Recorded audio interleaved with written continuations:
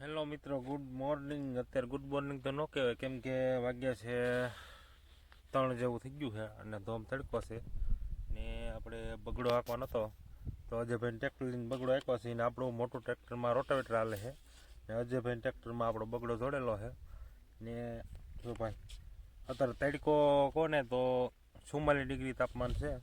44 degree તાપમાનમાં ભાઈ tractor પણ 50% હીટ પકડી રહી છે. ઠંડી બોટલમાં પાણી લઈને વીવા છીએ આખવા ધોમ તડકાનું. જો ઉથલ મારો જ્યુસ હમણાં આવે એટલે તમને બતાવું. જો આ છેટે પૂગવા આવ્યું છે. ખાસ કરીને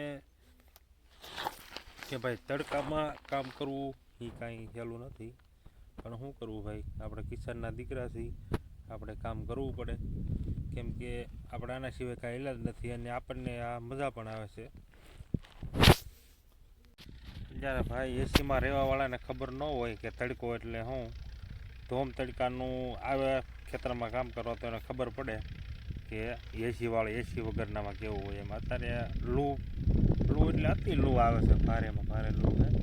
44 ડિગ્રી તાપમાન છે ને એમાંય પણ આપણે અજયભાઈ તો ટ્રેક્ટર રાખે છે બહાટી, કેમ કે આપણે ભાઈ જો આવા તડકાનું ભાઈ ટ્રેક્ટર પણ ફૂલ ગરમ થઈ જાય.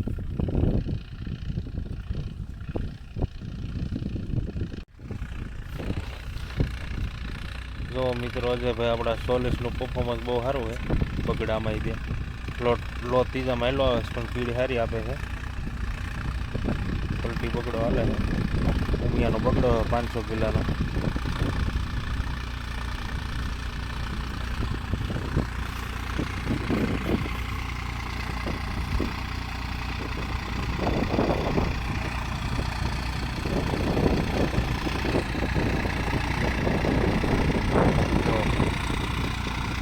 બગડો પણ ફૂલ હેવી છે, ટ્રેક્ટર લેવલ પ્રમાણે બગડો છે. જો ટ્રેક્ટરના પંખા પ્રમાણે બગડો છે ને પાણાવાળું ખેતર છે થોડુંક, એટલે થોડુંક આખો લીલે ના રહે એટલે ખબર પડી જાય.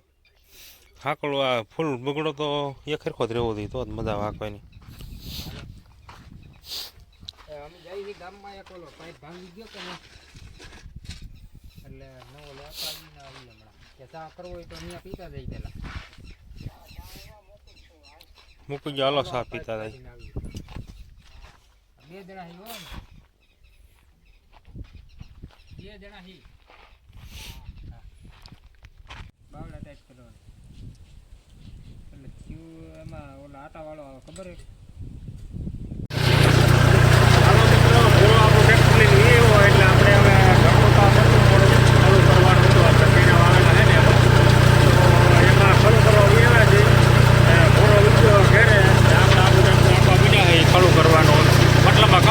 એટલે બીજા ઘેરમાં પાળા વીખવાના હતા ખાલી. અને આ છે આપણો શેરડીનો વાડ. અહીંયા આપણે આમાં ચીણા વાવેલા હતા. ચીણા અત્યારે હવે 2 દિવસમાં કાઢવાના છે. એમાં શેરડીનો વાડ 555.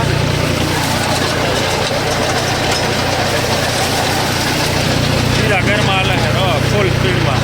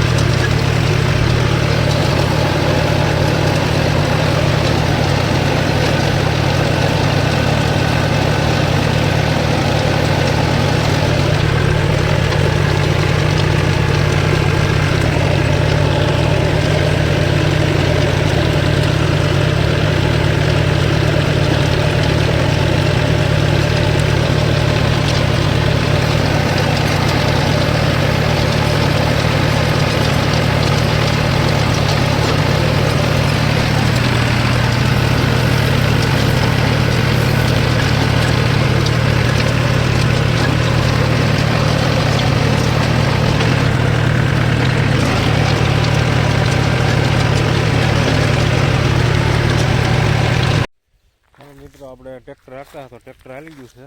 હવે રખડાવી આવ્યો ફાર્મ હાઉસમાં, કેમ કે આપણે શેરડી રોપા ઉછેરવાનું ફાર્મ હાઉસ કરેલું છે છે. એમાં શેરડીના રોપા ઉછેરવાનું કામ ચાલુ છે.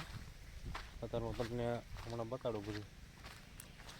શેરડીનો રોપ કોઈ જોતો હોય તો કહેજો, કેમ કે રોપા હાટું થઈને જ બનાવેલું છે.